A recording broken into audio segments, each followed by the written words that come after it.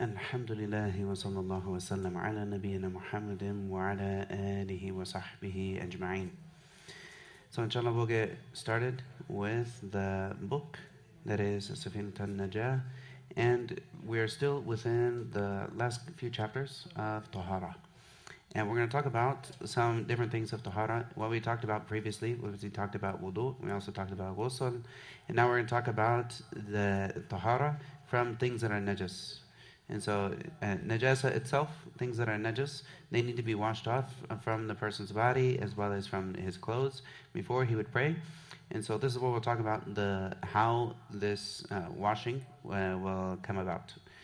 So the author, rahimahullah ta'ala, he says, فَصْلٌ الَّذِي يَطْهُرُ مِنَ النَّجَاسَاتِ ثَلَاثَةً. So he says that the things that are things that can be purified are three types. And these are things that are najis and then they become purified afterwards. And so it's actually changing. He mentions some of these things here, and the basic principle with this in the Shafi'i madhab is that there's no, once something is najis al-ayn, meaning that it in and of itself is najis, then it doesn't change this, the basis or like the asl, is that it doesn't ever come out of the state of najis. So here there are some exceptions, which are that which is what he's going to talk about, which are three things, and some of them there's some talk about it, and other will talk about it. All right. So he says the first one, al-khamr إذا تخللت بنفسها, and the khamr or wine, if it becomes vinegar on its own. Of course, it's well known that of course, wine by itself, this is something that goes through the fermentation process. And we're allowed to use vinegar, and this is well established from the Sunnah, even to the point the Prophet ﷺ, he says that, of course, like the best udma, or like the best udma, which is a thing that you would eat with bread, like is vinegar. And so this is something that is good for someone to use vinegar and whatnot. But of course, it goes through the process of fermentation of being khamr first. So when it's khamr, this is something that is, according to the Shafi'i madhab, this is going to be najis. Because all khamr is najis, and anything that is ma'a, or anything that's a liquid intoxicant, is najis. And so for it to come out of this state of najis, it needs to go through, he says here, if it becomes khal, like if it becomes vinegar by itself, meaning that nothing is added into the process. If there's any things that are added into the process, the Shafi'i madhab says the adding to something in the process then means that this thing that was added to it before it became tahir now is going to become mutanajjis. So say I have this bit of, let's just say this is khamr. And so I'm trying to make it into vinegar. So I put something into it to help it with the vinegar. That thing I put into it now became mutanajjis. It's an actual thing that's mutanajjis, meaning that it has the state of najasa in it. When this actually finishes and comes into the state of vinegar, now at this time, I have a little piece of something that's mutanajjis inside of it, so it's going to switch everything back to najasa. And that's the concept where the Shafi'is, they say you can't add anything into vinegar to help it change that process. In the West, as we go through this, as we're trying to use any type of vinegar, and we're wondering did they add something or did they not. The fatwa that my Shaykh Ahmed Rushdi gave in this matter is he said that it's permissible across the board to use vinegar regardless of whether or not someone added something or not. Wallahu ta'ala a'lam. But the Shafi'i madhab would say that it's not permissible to use vinegar if anything was added during the process to it. Like then it would become najis. And because of that which I mentioned. And then he says here, the next one is وَجِلْدُ الْمَيْتَةِ إِذَا دُبِغ. And the hide of a dead animal, of mayta. A mayta is an animal that is killed by a means other than Islamic slaughtering. Other than being slaughtered in an Islamic way, then this is mayta. And mayta is najis. Like mayta is najis, but the hide of a dead animal, like the skin of it can be purified if it's tanned. And so, of course, the tanning process needs to be thorough to a point where it's not going to go bad and whatnot and have a smell or rot and moldy and whatnot. So in this case, If it goes through the tanning process, then it is allowed to, then is going to be purified by the tanning process itself. So like a lot of us, we have like leather, all kinds of leather things that we would use, and we don't know that this animal was slaughtered Islamically or not. No problem, because it has gone through the tanning process. It's going to be made purified by that. And this comes from the hadith of the Prophet ﷺ. He says, any hide that has been tanned, then it has become purified. And so the next of them that would change from, that would become pure, is, he says, وَمَا صَارَ حَيَوَانًا, and also that which becomes an animal. And this comes from a kind of a understanding that they used to have when they would see a dead carcass, and all of a sudden they would see things grow out of the dead carcass. So they would say, okay, this dead carcass is najis, and then there's things growing out of najis, so it must be najis as well. And they didn't understand that this was that there was actual like that maggots and whatnot. Like this doesn't just come from the air. It doesn't just come from nothing, but rather there's a fly that comes and drops eggs, and then these eggs that are there then come and then they grow out of these other things. So in this case, we have a general principle that anything that is alive is pure. Anything that's alive is pure, and except for the dogs and pigs in the Shafi'i madhab. So we would say everything that's alive is pure. So it's alive, it's pure. Even if it came from something that's najis, even if it was born out of something that was najis, if it's alive, then it's going to be purified, or it's going to be pure, because life in and of itself is pure. So these are the three things that he mentions here of that which becomes pure. The Shafi'i madhab, though, as I mentioned, they don't necessarily hold that anything can change from impurity to pure. Just by like time going by. So if you were to have a pile of compost, that there's manure in the compost and whatnot, and this changes all the way to all the composition, it changes. The Shafi'i madhab will not say that it becomes tahir at some point in time. They would say no, it's still going to be najis forever, and you can't sell it, and this is najis. Even because it had some type of manure in it and whatnot. The stronger opinion, wallahu ta'ala alam, is that if it completely changes its composition, then it becomes impure. Wallahu ta'ala alam. The next thing he goes into, he says, وَالنَّجَاسَاتُ ثَلَاثٌ. And so now he's going to break down the najasat, the different types of najasa, into three. He says the first one, mughallada, which is the heavy one, and then mukhaffafa, which is a light najasa, and then mutawassita, which is a medium najasa, which is a normal one. So he's going to break down each one of these and then give it its own rulings and its definition. He says, al-mughalladatu najasatul kalbi wal khinziri wa far'i ahadihima. He says the mughallada is the impurity, like the heavy impurity is the impurity from a dog, pig, or their offspring. Like if there was an offspring, half dog, half pig, half something of them, then in this case it would be najis. And the dog, the reason the dog is considered najis in the Shafi'i madhab is because of the hadith where the Prophet ﷺ, he says, if the dog of one of you licks the ina, or like the vessel of one of you, then you should pour out what's in the vessel and then wash it 7 times, 1 time with turab, 1 time with dirt. And so like with a mix of dirt. So this type of extreme washing points to the fact that this must be an extreme impurity. So this is the understanding of that. And this is for the dog. And why the pig?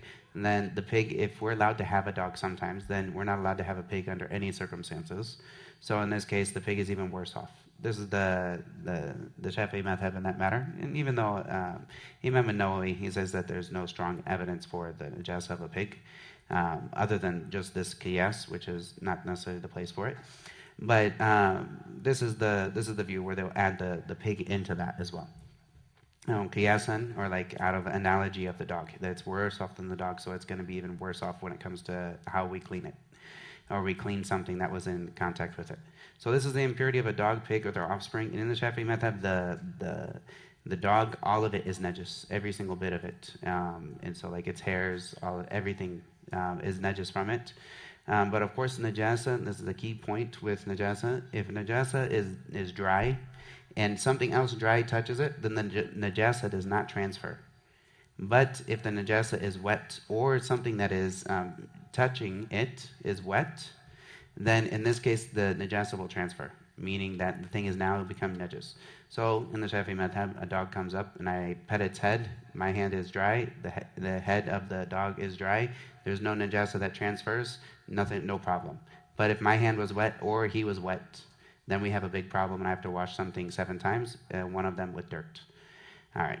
So this is the type that is mughallada, or the heavy najasa. That's for the dog. And then he says wal mukhaffafa, the najasa that is lightened, or that is light najasa. This is, he says بول السبيل الذي لم يطعم غير اللبن ولم يبلغ الحولين.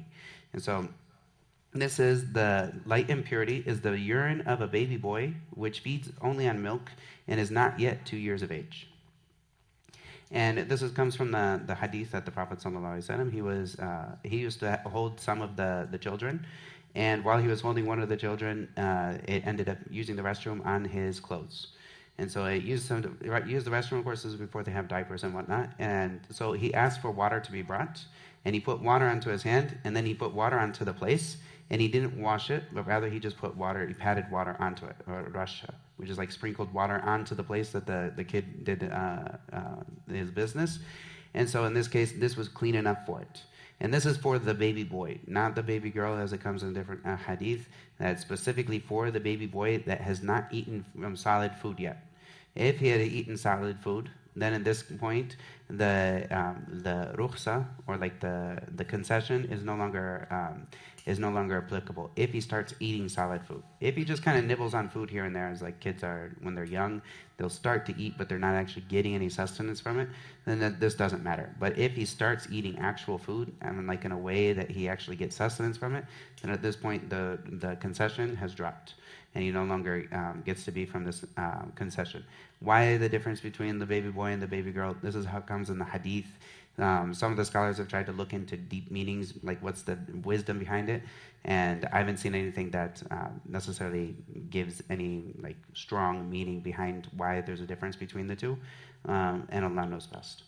But there is a difference between the baby boy and the baby girl, and this is explicit in the hadith, although the wisdom might not be explicit. And the rest, which is mutawassita, all of the other ones, mutawassita, sa'irun najasat. And so this, the mutawassita is all the rest of the najasat. They're dealt with in a single way. And he's going to talk about the way each one is dealt with. He says, فَصْلٌ وَالْمُغَلَّظُ تَطْهُرُ بِسَبْعِ غَسَلَاتٍ بَعْدَ إِزَالَةٍ عَنْ عَرْزَارَةِ عَيْنِهَا إِحْدَاهُنَّ بِالتُّرَابِ. So he says the mughalladha, which is that heavy najasa that comes from the dog, then this is pure. This becomes pure by removing it and then washing it 7 times, one of which should be with earth. And the way that someone could do this, like if there was a dog that licked in the dish of somebody, what they would do is take the first, like dump out whatever was there, and then what you would get is you get dirt and mix it with a little bit of water, which would be like a muddy consistency. This is the first one, and then wash with this, and then after that, wash 7 times with water on top of that, and that should at the end leave it nice and clean. It needs to be with dirt. It can't be with other than dirt. And also, interestingly enough, some of the scholars have looked into why dirt and what is the reason for 7 times, 1 time with dirt when it comes to dogs in this matter. But dogs actually have tons of bacteria in their mouth. They have rabies. They have all kinds of other pathogens in their mouth. And also, interestingly enough, the scientists have found that a lot of these pathogens, they are not killed except with that which is in the dirt. The dirt itself actually has different types of materials in it that actually kills these pathogens. And so this is something that, of course, the Prophet ﷺ, how would he have known this from before? This is divine guidance that we were given to protect us from the pathogens that come from dogs. And yes, there are many, specifically from their saliva. The saliva has many pathogens in this, and so this is something that Islam has given us. And yes, of course, dogs are you're allowed to have a dog for the sake of like guarding, but it shouldn't be in the house. And of course, we still have to make sure that we protect ourselves from its najasa and whatnot.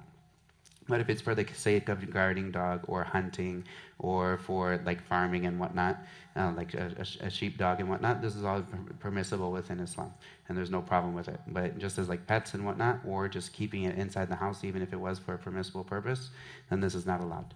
Wallahu ta'ala a'lam. The So this is the mughallada.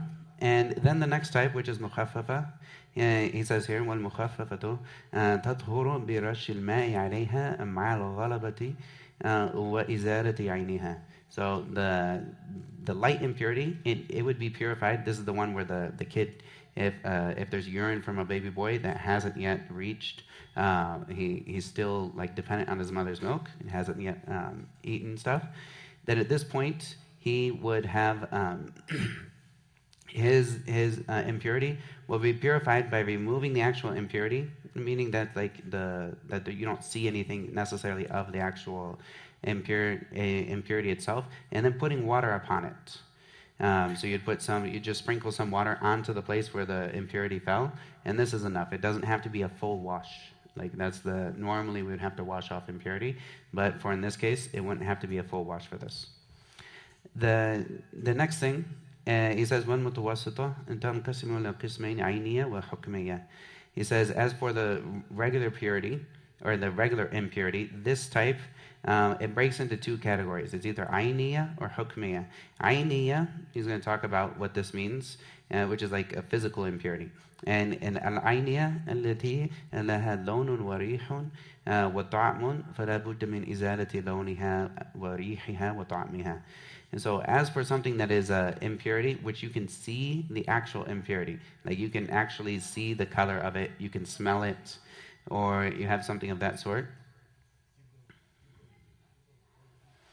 Then in this case, if it is that type where you can actually see something of it, then this needs to be removed. That actual thing that is there, that actual substance, that substance needs to be removed in that.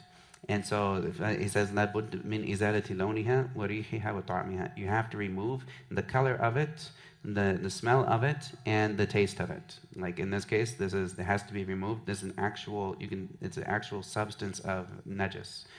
And if something is too hard, though, in certain cases, if it's too hard to get rid of every single thing of the three, like the taste, the color, the smell, and the taste, then you at least need to get rid of two, either the color and like the color needs to be removed, or the smell needs to be removed. You need to at least get rid of one of these. Occasionally these things will be hard, like to get rid of every single bit of najasa, especially if it's blood or something of the sort. And getting the blood stain out is next to impossible. But if someone can't get anything out, as long as it doesn't smell, then at this point there's a little bit of blood stain, that's okay. The person can still pray with this. So this is the moderate impurity. That's the ayniya. Hukmiya is the type which has no substance. He says, al-hukmiya allati la lawna wa la riha wa la ta'ma laha yakfika jaryu al-ma'i alayha. And so the hukmiya, and this is a different type of impurity, which is a ritual impurity, meaning you don't see anything that's on it. So like an example of this, I saw maybe last week a dog came up and he used the restroom on something. Then when I come back to this thing a long time later, I see no signs whatsoever of anything on this. Like he used the restroom, say like on a carpet or something. I don't see any signs whatsoever of anything. And so, but I know that he went there. So I need to wash this place. So and this is a dog, so it'd have to be the 7 times. But if it was other than this, then I would say like all I need to do is run water over it. And after I've run water over it, then the ruling has gone. Even though I don't see any type of najasa on it, but I know that there was something way back in the day, najasa hit it, or this is something that came into contact with something that came into contact with najasa while it was wet. So I know that it needs to, I would just run water over it once and then it's done. Because there's no signs of anything on it. But it does need to have water that's run over it at least once. This is the ruling of najasa that it has on there. All right, so this is the way of getting rid of najasa. And of course it's sunnah for someone to use, if they're ever washing something, najasa, it's sunnah for them to wash it thrice. So for them to do 3s. but at least they need to at least get rid of the actual color of the najasa and the actual smell of it. If they can get rid of both of them, great, but they need to at least get rid of one of them. The next thing is that they're going to go into is he's going to go into the ahkam of haid, and this is just in general. We won't go into it in great detail, but just of course, for women, they need to know about this, and then and we will just take the basic principle and then move on forward from that. He says here, فصل أقل الحيض يوم وليلة وغالبه 6 أو 7 وأكثره 15 يوما بلياليها. And so he says here that the minimum menstrual period is a day and a night, meaning 24 hours. This is the least that there will be a menstrual period. Anything that's less than this is not considered menses, and it's irregular bleeding. And the woman would not, and she would continue to do all of her regular ibadat if it's less than this. But if it is more than this, and then at this point it would be menses. All right, and then he says, وَغَالِبُهُ 6 أو 7, and then like normally it lasts 6 or 7 days. And this is normal. And of course, a woman should know how long it is. Like she should know herself and just remember how long it normally is for her. All right. وَأَكْثَرُهُ 15 يَوْمًا بِلَيَالِيهَا. And then the most that it will ever be, it will never go over 15 days. 15 days and nights, it will never go over this. Anything that goes over 15 days and nights, we no longer say it's menses. It's outside of the bracket of menses, and it's going to be something that's irregular. There would be istihada or irregular bleeding. In that case, she would go back to doing everything else. But it will never be more than 15 days. And then he also says here, وَأَقَلُّ الطُّهْرُ بَيْنَ الْحَيْضَتَيْنِ 15 يَوْمًا. And the smallest amount of purity between two periods would be 15 days. وَغَالِبُهُ 24 يوما أو 23 يوما ولا حد لأكثرها. And so here he says that the smallest amount of tuhur, the smallest amount of period of purity between two times of menstruation is going to be 15 days. It will never be less than this. And so in this case, this is the least amount that it could be. Like there's 15 days, and then after 15 days, then if there was a period, then this would be a period. But if it was any less than this, it's not going to be a period. Then there's something wrong here. And so, of course, these brackets here are there in case there is any irregular things that happen, for them to put them into these 15-day brackets. It won't exceed 15-day brackets, and you won't have less than 15 days of purity from one to the next. And these are important so that someone knows, okay, there's something wrong here, and then they will continue to pray as normal if it's not actual menstruation. And this also has other things that it will apply to when it comes to such as divorce or counting someone's iddah and whatnot. So the least it will be is 15 days. And the norm between from period to period would be 24 days or 23 days, and there's no limit to the amount that it could be. And of course, like some women, they might just be sick or have some type of issue, and they don't have any periods, and so they just go for years in this case. And then in this case, then there's no problem with that. She just constantly does all of her acts of worship, and she's not going to have to stop for anything. All right. The next thing he mentions here, he says, وَقَدْلُ النِّفَاسِ مَجَّةٌ وَغَالِبُهُ 40 يَوْمًا وَأَكْثَرُهُ 60 يَوْمًا. And so he says, as far as nifas, which is the postpartum bleeding, he says the smallest amount of this would be just a single instant after the person gives birth. Just a single moment of bleeding, then this would be like the smallest amount. He says, well, normally, what's normal for the postpartum bleeding is 40 days. And what is meant by normal is this is normally what happens, but it's not necessarily, we still have to wait till it finishes before we would say that the person goes back to praying and fasting and all these other things. And he says, وَأَكْثَرُهُ 60 يَوْمًا. And the most it's going to be is 60 days. So if after a woman she has a baby and then she still has postpartum bleeding for up to say 55 days, she still doesn't pray, she still doesn't fast or anything. She waits until it stops completely. Once the bleeding stops completely, then she goes back. If she goes and she reaches 60 days, At this point, and she still has bleeding, then she would go back. She would take a shower, and she would go back to everything as normal. This is abnormal bleeding, and she keeps doing all of her other acts of worship. After 60 days, she goes back to normal. But we would wait until that stops, until she knows that the flow has stopped. Once it has stopped, then she goes back. If she doesn't know, like she thinks it's going to stop, and so then she takes a shower and whatnot, and then it comes back later, there's no sin upon her. There's no sin upon her, and this is, of course, normal for them not to know exactly when it's going to end. But once they know it's finished, then once they know it finished, from that point on, they have to pray all of their salawat, and if they have fasting upon them, then they fast from that point. Wallahu ta'ala a'lam. This is just a general point when it comes to the ahkam for menses, but inshallah this will suffice for this book. The next thing the author is going to go into, he's going to go into salah, and of course this is the main point of this dawrah that I hope that we get is understanding of the tahara and also salah. This, of course, if we learn how to pray properly, then this is the best thing that we could come out with. So the author here, he goes into salah, and he says, Faslun, a'dharu salati ithnan. He says the excuses for salah, if someone was to miss it, say, and then there's two excuses only. The first one, he says, an-nawm, meaning that someone overslept. It's not that their person was trying to oversleep, but it just happened to a point where he was not awake. And so if for whatever reason the person was not awake during the time that the salah was obligatory, then this person he's not sinful. He's not necessarily sinful. Of course, if the person, he puts himself to sleep in a way that he knows he's not going to wake up for Fajr, for example, then at this point he is blameworthy without a doubt. He's blameworthy if he stays up till 3 o'clock in the morning and then he just goes to sleep and he knows he's not going to wake up for Fajr. This person is blameworthy. But for the case of a person who was overcome by sleep and he didn't hear any of the alarm and whatnot, this person is not sinful until he woke up and he knew that he was that the salat time had come in. And then the second excuse is if someone forgot. And of course, this is not something that someone intends to do.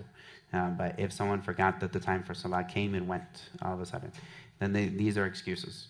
Of course, the Prophet ﷺ, he says that there's someone, if they overslept or they forgot, then the kafara for the salah is for them to pray it as soon as they remember. And so this is what someone would do. They would pray it as soon as they remember that they overslept or that they forgot about the salat, then they pray it right away. And of course, it's sunnah that they would not delay that. If somebody delayed the salat without an excuse, it's not from one of these two, but there was intentional delaying, then they have to pray. They have to make it up right away, and that salat does not get dropped from them. If that salah was obligatory on them at one point in time, then it's obligatory on them until the end of time. Meaning that they need to make up all of their salawats. If they ever missed it intentionally and whatnot, they need to make up all of these salawat. If it was a long period of time, then they have to do their best to try to come to a number that they think is probably right, and then they would pray these salawat. And it would need to be right away. And this is the view of the Shafi'i madhab, and the majority as well. The next thing he talks about the conditions for the salah, and these are the conditions for the salah to be valid. And he says, Shurutu salah thamaniya. There's 8 conditions for the salah. The first of them, he says, Taharatul hadathain. So the person needs to be in a state of purity from the 2 hadath. That's hadathain, meaning that which has broke the wudu and that which necessitates the ghusl. He needs to be in a state of purity from both of these. And also the next one, وَالطَّهَارَةُ عَنِ النَّجَاسَةِ فِي الثَّوْبِ وَالْبَدَنِ وَالْمَكَانِ. And also that the person is pure, he's purified from any type of najasa on his clothes, on his body, which is like istinjat, like someone cleans himself after using the restroom, and also in the wal-makan, also in the place of performing the salah. Meaning the place that he's actually touching of the ground, that needs to be pure. So if there was something that is najis that was in front of him or around him, but he's not touching it with his hands or with his face and whatnot when he goes down to sujood, then this does not affect the validity of the salah. But if he touches it while he's in salah, then at this point he's in contact with najasa, and this would invalidate the salah, according to the Shafi'i madhab. So the next of the conditions, so these are the first 2. The next one, number 3, is wasatur al-awra. And the person needs to cover his awra. And the awrah of the man is that which is between his belly button and his knees. Everything that's between the belly button and the knees of a man is awrah.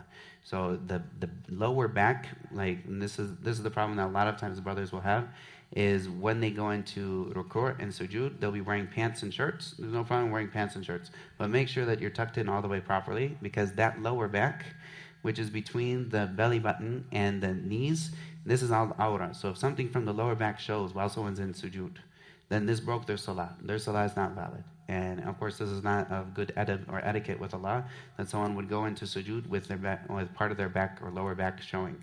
This is not of etiquette, and this breaks the salah. And so someone needs to be absolutely certain when they go out and they're going out and about in their day, that they make sure they're wearing clothes that they can pray in. Because of course, if they know that they're wearing a short t-shirt and they're wearing pants, and they know that whenever they go into sujood or into ruku', they're not going to be able to cover their awrah, then this person should not leave the house unless he has something he can cover himself with, so that he can pray in this. And also similar like to this, someone could literally, they could get just like a coat and wrap it around their waist. So when they go into ruku' and sujood, it will cover them. Of course, wearing a thobe is the best thing. But if in the case that somebody is showing like their awrah is exposed, this negates their salah.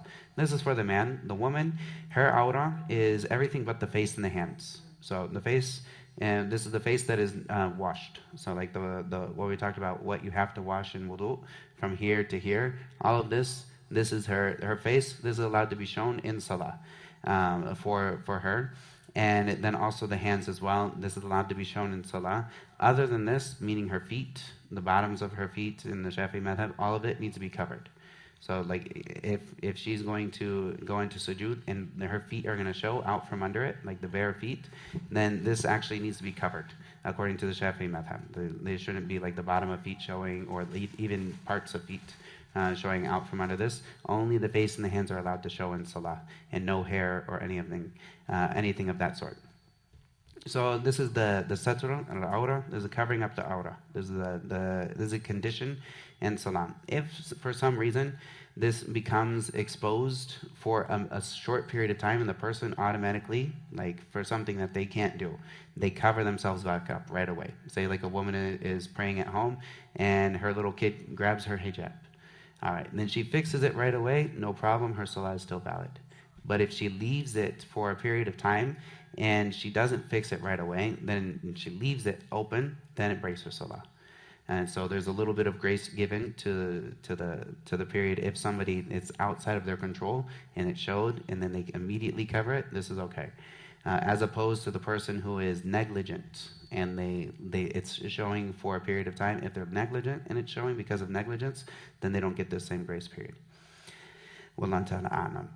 So the next thing he goes into of the conditions of salah, as he says, وَاسْتِقْبَالَ الْقِبْلَةِ, also facing the qibla. This is a condition of the salah. Someone needs to face the qibla, and this is absolutely important. Even if people are squished in a row together, sometimes people will be squished in a row so much that they'll turn to the side. This is not good.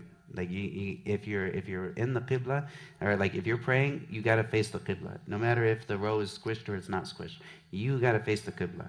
And so for you to switch to the side sometimes just to give other people more room, now this person is facing his shoulders away from the qibla, this is not okay. And it breaks the salah. And I've seen this before. Some people, they think they're helping out their other brothers by giving them extra room. No, this is a condition for salah, for you to be facing the qibla. You gotta face the qibla, and if there's not enough room, then go to the next row. And don't squish into a row that's gonna not be enough for people to face the qibla in it. All right, so facing the qibla, this is a condition here. And this is a condition for the salah. Of course, someone, if they can see the Kaaba, then they face the Kaaba. If they're away from that, then they do the best of their ability. And of course, all of the masajid, if they're built a certain way, then we assume that this is yaqeen, that this is the qibla with certainty. All right, the next of them is, he says, وَدُخُولُ الْوَقْتِ, and also that the time for the salah has come in. Of course, you can't pray as salah before its time comes in. And so also add to this knowledge of the time, of that knowledge that the time has come in. So if somebody just woke up in the middle of the night and all of a sudden they stand up and just start praying Fajr, they don't know that Fajr came in or whatsoever, they just start praying. No, you need to know that Fajr came in, whether it's by, normally Fajr comes in at this time, and so then you start because you know that Fajr came in. But if you just start praying without knowing that the time for the Salah came in, then the Salah is invalid, even if you did it at the right time. You need to know that the time for the Salah came in. The next of them, he says, وَالْعِلْمُ بِفَرْضِيَّتِهَا, and also knowledge that this is obligatory Salah that someone is praying. And this is so that the niyyah, the intention someone has, is obligatory. Because you only get from your actions that which you put into it with your intention. So you need to know that this thing was obligatory, the salah that you're praying, if you want it to count for the obligation. All right, and he says, وَأَنْ لَا يَعْتَقِدُ فَرْضًا مِنْ فُرُوضِهَا سُنَّةً. And also, he mentions here that of the conditions for the salah is that you don't think that anything from it that is obligatory is sunnah. So somebody thinks that reciting the Fatiha is just a sunnah. So if they had this thought that I'm just reciting the Fatiha, but I'm doing it because it's sunnah, not because it's obligatory, because it's sunnah. In this case, this is actually obligatory. And so this person, his intention behind doing it is not an obligation. So the same thing as mentioned before, and then it's not going to count for the obligation of reciting the Fatiha in this. And so it's not going to count for his salah. So he needs to make sure that he doesn't regard any of the fard acts of the salah as sunnah. And of course, sometimes the ammi, like the normal person, he maybe doesn't know which one is exactly fard and which one's sunnah, but he knows that some of it's fard, some of it's sunnah, and I do it just to be safe. This is fine. This guy is okay in that. But if somebody were to think that, like, say, standing, they think that standing in salah, like for the fard, is something that's just sunnah. This is a problem. No, it's actually obligatory. Like, it's obligatory for us to stand in the salah. All right. The next thing he mentions, he says, وَاجْتِنَابُ الْمُبْتِلَاتِ. And also, so then the last of them is he needs to stay away from anything that nullifies the salah. And these things will be talked about in more detail, that which nullifies the salah. But also a note, every single one of these pillars, every single one of the conditions, if they're left out, it breaks the salah. So if their awrah is not covered, it breaks the salah. If someone stops facing the qibla, it breaks the salah. And if they break their purity, it breaks the salah. Or if they have something that's najis on their clothes, that falls onto their clothes that's najis, and they leave it there, it breaks the salah. All of these things. If they're left, they break the salah. This is because they're a condition for the salah. Now the next thing he's going to go into, he says, وَالْأَحْدَاثُ إِثْنَانِ أَصْغَرُ وَأَكْبَرُ. He goes into the ahdath and he talks about these, even though we mentioned them already previously. He says that the state of impurity is of two types. There's the smaller one and the greater one. He says, فَالْأَصْغَرُ مَا أَوْجَبَ الْوُضُوءَ وَالْأَكْبَرُ مَا أَوْجَبَ الْغُسْلِ. He says, so the minor impurity is that which necessitates wudu, and the greater one is that which necessitates ghusl.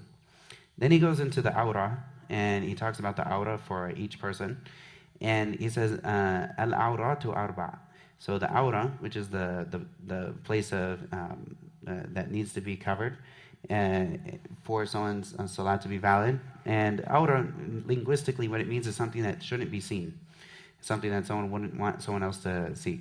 Or like nakedness. And so he says the nakedness is of four types. He says, awratul rajul mutlaqan. And so here he says, the awrah for a man in general, وَالْأَمَةِ فِي الصَّلَاةِ مَا بَيْنَ السُّرَّةِ وَالرُّكْبَةِ. And so he says, for the awrah of a man in general, or for a slave girl in salah, is that which is between the belly button and the knees. The slave girls they're treated as differently with a lot of relaxations within the Sharia.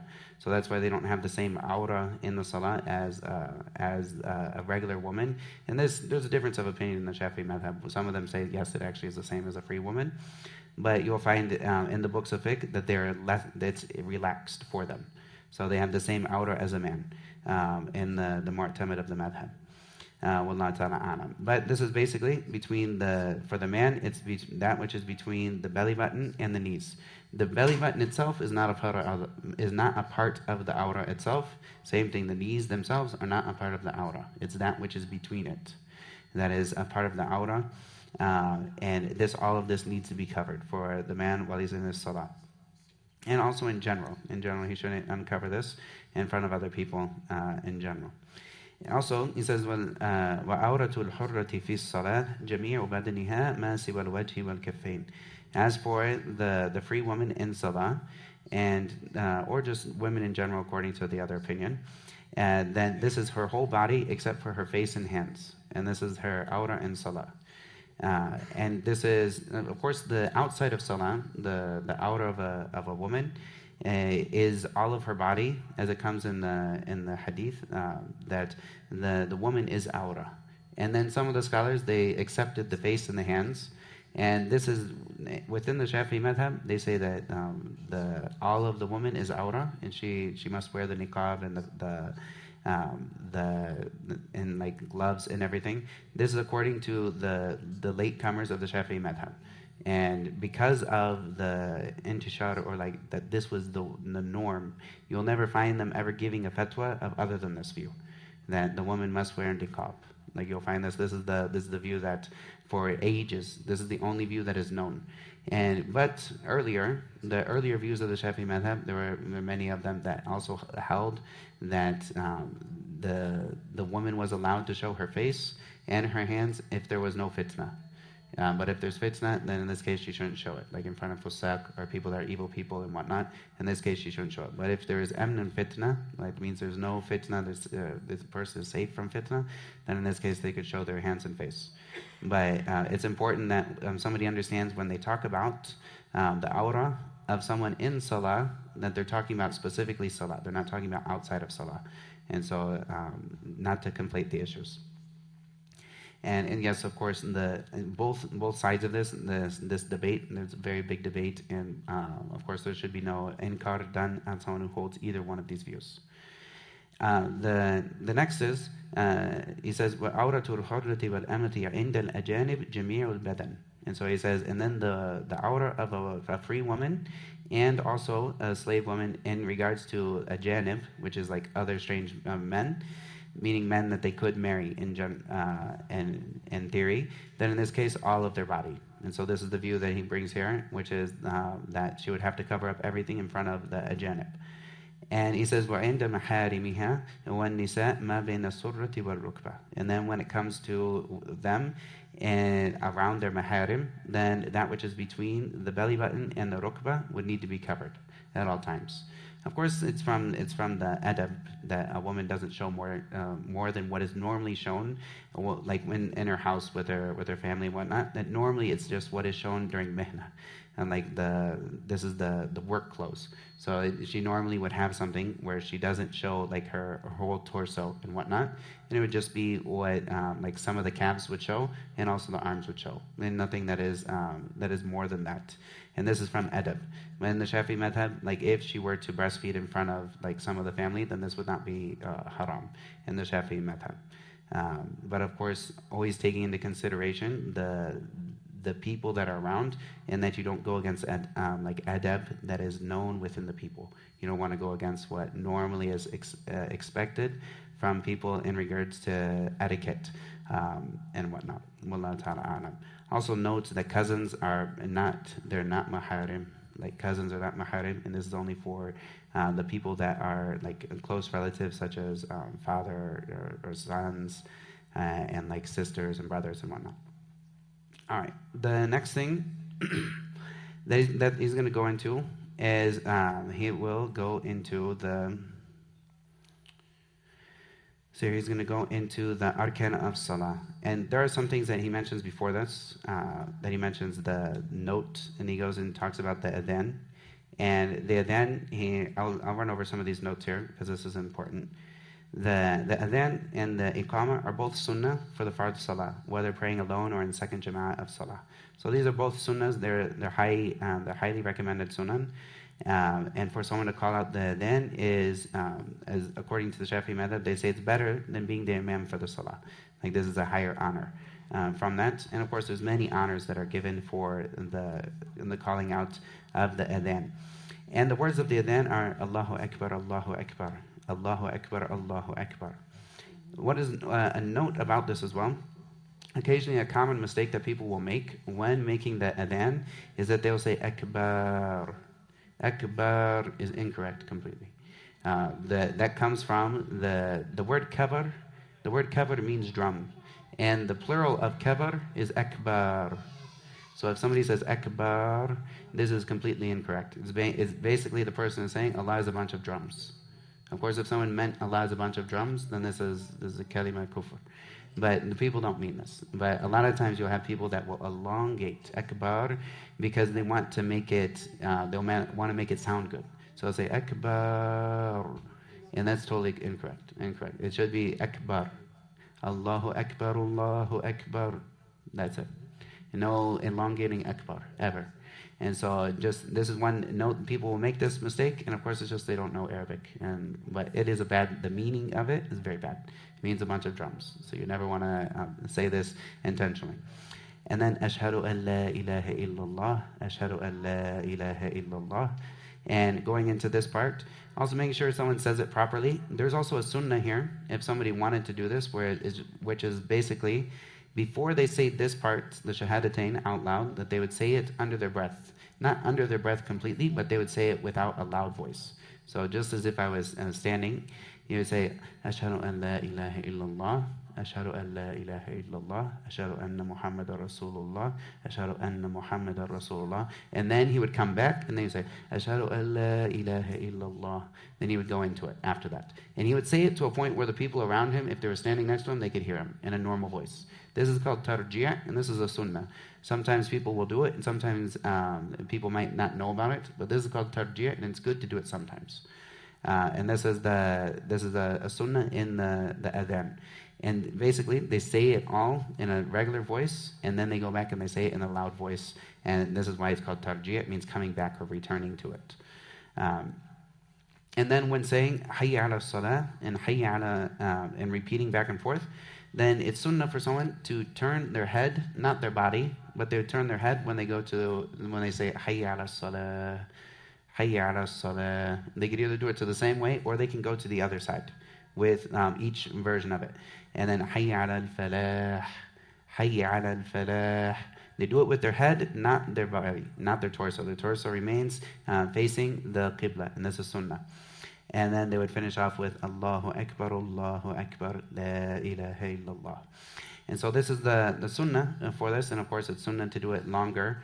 It's the sunnah to make the adhan longer, elongated, as opposed to the iqamah, and then make the iqamah more, to make it quick, and not necessarily elongate throughout the rest of that. And of course the iqamah is shorter, and as it doesn't have the repetitions that we would have within the adhan in that. And of course it's sunnah to be in a state of wudu, to face the qibla, to turn the head, not the chest or feet, to the right when saying hayya ala salah and hayya ala al-falah, and also to the left as well. And also to give the adhan calmly and slowly, pausing for an interval after each phrase of the adhan, so that the person could repeat after them. And also to repeat each phrase after the muadhan. This is also sunnah. It's not wajib, but it is sunnah for someone to repeat each phrase after the muadhan, even in the state of janaba in that case. And it's makruh for someone to make the adhan when they're in a state of hadath. And then when somebody says hayya ala salah, the sunnah is for them to say in response, the person who responds to them, to say la hawla wa la quwwata illa billah. And if somebody for the Salatul Subh, if they say as-salatu khayru min an-nawm, then the response would be sadaqta wa barat. And this not necessarily does it have an actual hadith for it, but the meaning is an acceptable meaning. And so Imam Shafi'i, he held this would be the appropriate response. When somebody says as-salatu khayru min an-nawm, sadaqt, meaning that the person said he spoke the truth, that the salah is better than sleep. And what barart is that you said that you're righteous, and that person is righteous in that. And also when someone says qad qamatis salah, and an appropriate response would be aqamaha Allahu wa adamaha, that may Allah establish it and keep it there for a long period of time. And so also after the adhan, then it's sunnah for someone to say Allahumma rabb hadhihi ad-da'wati at-tamma was-salati al-qa'imati ati Muhammad al-wasilata wal-fadilata wab'athu maqaman mahmudan alladhi wa'adtahu innaka la tukhlifu al-mi'ad. This is the sunnah for someone to recite after the adhan, and of course it comes in the hadith. Whoever says this, like of the versions of this, after that, then this person will have the shafa'ah of the Prophet sallallahu alaihi wasallam. And then the conditions for the mu'adhin is that the person is a Muslim, also that he is the person has tamyiz, that this is a person at least has tamyiz, which is that the kid understands instructions, and also sanity and male if the adhan is for a jama'ah of men. Wallahu ta'ala a'lam. The next thing we'll go into is the arkan of salah. And the arkan of salah, he says here, are 17. Let's see, how much time do we have? We'll just 5 minutes, and we'll just call it for here then. And we'll give it extra time so we can go through the arkan of salah in the next class, inshallah. All right. Subhanaka Allahumma wa bihamdika ashhadu an la ilaha illa anta astaghfiruka wa atubu ilaik. Assalamu alaikum wa rahmatullahi wa barakatuh.